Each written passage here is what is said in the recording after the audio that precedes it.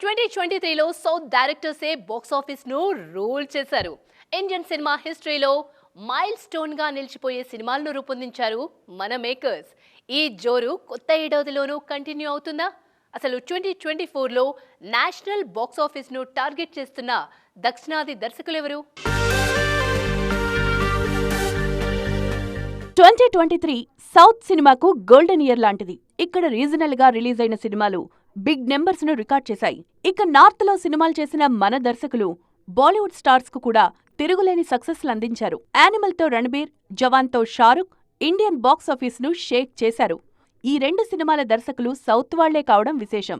2024లోనూ మన makers big targets తో బరిలో దిగుతున్నారు.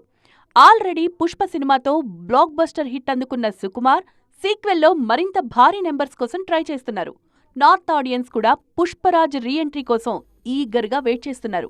అందుకే పుష్ప 2 వచ్చే ఏడాది సెన్సేషన్ అవ్వడం ఖాయమంటున్నారు క్రిటిక్స్. కొత్త ఏడాదిలో కొత్త టార్గెట్తో వస్తున్న దర్శకుడు పూరి జగన్నాథ్.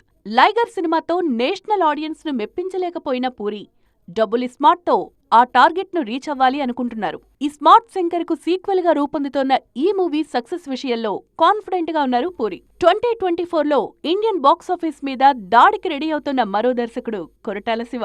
ఎన్టీఆర్ హీరోగా దేవర సినిమాను రూపొందిస్తోన్న శివ తొలిసారి పాన్ ఇండియా అటెంప్ట్ చేస్తున్నారు. ఆచార్య ఫెయిల్యూర్ ను మరిపించడంతో పాటు నేషనల్ లెవెల్లో తన రేంజ్ ఏంటో ప్రూవ్ చేసుకోవాలని గట్టిగా ఫిక్స్ అయ్యారు. ఇలా క్రేజీ ప్రాజెక్ట్స్ లైన్లో ఉండడంతో నార్త్ లో మన దర్శకుల మీద ఫోకస్ పెరుగుతోంది.